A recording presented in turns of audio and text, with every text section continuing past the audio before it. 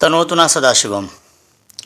आज हम उन हिंदू लड़कियों समेत पूरे भारत की उन लड़कियों से ये जानना चाहते हैं जिन्होंने केरला स्टोरी फिल्म देखी है कि भाई उन्होंने केरला स्टोरी फिल्म देखने के बाद सीखा क्या, कुछ सीखा या फिर फिल्म को एंजॉय किया, या फिर फिल्म देखने के बाद उन्होंने केरला स्टोरी के किरदारों को निभाने वाले पात्रों की तारीफ़ें की, फिल्म निर्माताओं और अभिनेताओं को धन्यवाद दिया, चाहे अच्छी किरदार अदायगी के लिए, चाहे केरला स्टोरी का सच सामने लाने के लिए, और चाहे किन्हीं अन्य कारणों से। मैंने फिल्म नहीं देखी, इसलिए फिल्मांकन किस स्तर का है इसका हमें कोई अंदाज़ा नहीं, पर फिल्म के विषय और निर्माताओं के आत्मविश्वास से भरपूर कथ्य की प्रामाणिकता के साथ सार्वजनिक मंचों पर डटे रहने से इतना तो समझता हूं कि तथ्य तो प्रामाणिक हैं ही। बस सोशल मीडिया पर कुछ युवा लड़कियों को फिल्म के बारे में अपनी राय देते हुए सुना है। एक यूट्यूबर ने अपने यूट्यूब के नीचे डिस्क्रिप्शन में लिखा, अब कोई अब्दुल नहीं। मतलब क्या है? मन बहलाने या लब करने के लिए कोई अभिजीत? क्या ये केरला स्टोरी फिल्म का फल है?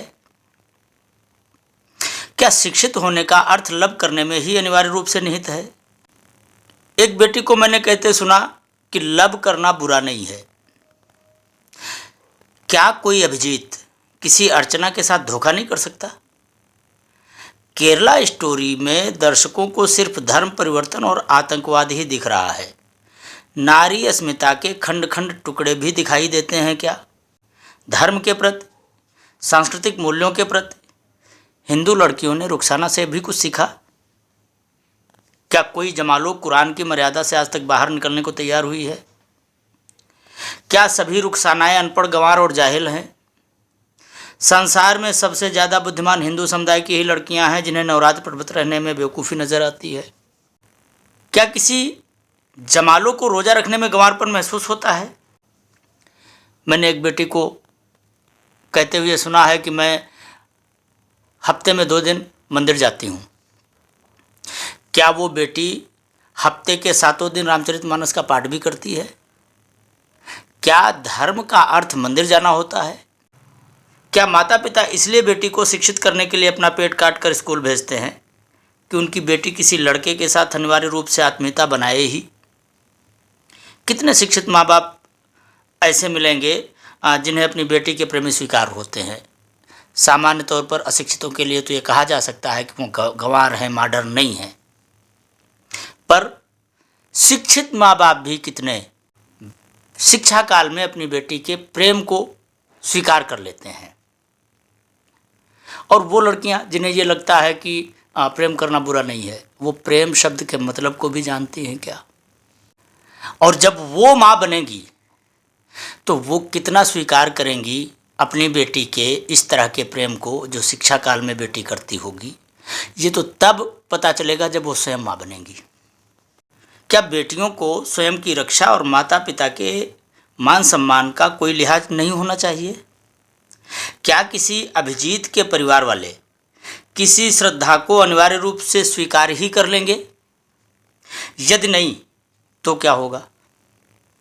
2 ही परिस्थितियां हैं, या तो दोनों घर का विरोध करके शादी कर लेंगे, या फिर दोनों ही परिस्थितियों के सामने समझौता कर लेंगे। यदि दोनों घर से विरोध करके, अपने माता पिता से विरोध करके अपनी मर्जी से शादी कर लेंगे तो कल एक दूसरे के बीच छोटा सा भी मतविरोध उनके वैवाहिक जीवन में समस्या का कारण बन जाएगा, इसलिए क्योंकि उनमें रिश्तों और संबंधों के प्रति उत्तरदायित्व निभाने की प्रकृति ही नहीं होगी। भाई जो अपने माता पिता का विरोध कर सकता है वो अपने पति, अपने बेटे और फिर किसी भी रिश्ते का सम्मान कर ही कैसे सकता है? क्योंकि उनमें रिश्तों और संबंधों के प्रति उत्तरदायित्व निभाने की प्रकृति ही नहीं होगी। जो अपने माता पिता के प्रति आस्थावान नहीं हो पाएगा वो संसार के किसी भी रिश्ते के प्रति ईमानदार कैसे हो सकता है? और यदि ऐसा हुआ तो फिर क्या वो केरला स्टोरी की पात्र बनकर नहीं रह जाएगी? अब एक दूसरी परिस्थिति है कि दोनों परिस्थितियों से समझौता कर लेते हैं, विवाह करने से इनकार कर देते हैं, विवाह माता पिता की मर्जी से करते हैं, तो क्या वे अपने आगत भविष्य में खुश रह पाएंगे? क्या दूसरी जगह किए गए विवाह में पति पत्नी एक दूसरे के प्रति दाम्पत्य विश्वास से भरे होंगे? क्योंकि शिक्षा के वैज्ञानिक प्रभाव से तो कोई भी अछूता नहीं होगा। दोनों ही एक दूसरे के प्रति साहजीय विश्वासी होंगे, क्योंकि दोनों ही किसी न किसी की रिलेशनशिप को छोड़कर ही विवाह बंधन स्वीकार कर रहे होंगे, और वे दोनों ही इस तथ्य से परिचित भी होंगे, क्योंकि सभी ने उन्हीं कुओं का पानी पिया है ना, जिसमें गर्लफ्रेंड की बेला और बॉयफ्रेंड के केवड़े का अर्घ मिलाया गया है। और एक तीसरी परिस्थिति की कभी कल्पना की है? यदि दुर्भाग्यवश एक ने समझौता कर लिया और दूसरे ने समझौता ना किया, तो क्या होगा? लव करने से पहले कभी ये भी सोचती हैं लड़कियां या लड़के?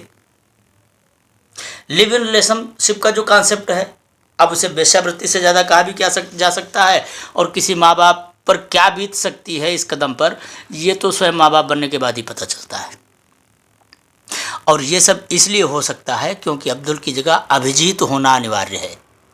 और ये अभिजीत का होना भी इसलिए अनिवार्य है क्योंकि किसी हिंदू परिवार की प्रतीक्षा किसी मुस्लिम परिवार की आफरीन की तरह अपनी सांस्कृतिक मर्यादा में निष्ठावान नहीं हो सकती। इसलिए लव चाहे जिहाद के कारण हो, चाहे सहज स्वाभाविक प्रवृत्ति के कारण, और चाहे मॉडर्निटी के स्टेटस को प्रदर्शित करने के कारण, संभावित केरला स्टोरी का पात्र सिर्फ एक रानी ही बनती है, कोई रुखसाना नहीं। क्या केरला स्टोरी देखने के बाद नौजवानों में अपनी संस्कृति, अपने धर्म और अपने धर्म ग्रंथों के नियमित अध्ययन के प्रति जागरूकता फैलेगी? यदि नहीं तो रोज एक केरला स्टोरी होगी। रोज एक लड़की अपने स्वतंत्रता नामक निरंकुशता का स्वयं ही शिकार होगी। अब ये तर्क व्यर्थ है कि लड़की ही स्वयं को अनुशासित क्यों करे। दरअसल केरला स्टोरी में हार हमेशा लड़की की ही होती है, कटता हमेशा तरबूज ही है। ये प्राकृतिक सत्य है। इसलिए कानून, संविधान और पुरुषवादी मानसिकता को कोसने के बजाय यदि नारी ने स्वयं की स्वतंत्रता की सीमा रेखा स्वयं ही निर्धारित नहीं की, यदि अपने माता पिता और अपने सांस्कृतिक मूल्यों का अपमान करना ना छोड़ा, तो केरला स्टोरी का निर्माण सिर्फ एक कमाऊ फिल्म की सीमा तक ही रह जाएगा। क्या केरला स्टोरी देखकर निकलने वाली जीन्स पैंट पहने एक हिंदू लड़की अपनी पारंपरिक पोशाक को पहनने को तैयार होगी किसी रुखसाना के नकाब की तरह? और क्या पारंपरिक पोशाक पहनकर डॉक्टर, इंजीनियर बनने में कोई बाधा आ जाएगी? केरला स्टोरी एकमात्र सत्य है अपनी धार्मिक, सांस्कृतिक और पारिवारिक जीवन मूल्यों की अवहेलना के परिणाम के रूप का। और इन धार्मिक, सांस्कृतिक और पारंपरिक जीवन मूल्यों के अवहेलना का परिणाम सिर्फ और सिर्फ पतन होता है। ये बात आज आपको अपने चारों तरफ अच्छी तरह दिखाई देती है। यदि इसके बाद भी आप गीता, रामायण जैसे धर्म ग्रंथों का नियमित पाठ करने के अभ्यासी ना बन सके, तो फिर केरला स्टोरी एक कहानी बनकर रह जाएगी, एक मनोरंजक फिल्म बनकर रह जाएगी। तनोतना सदाशिवम।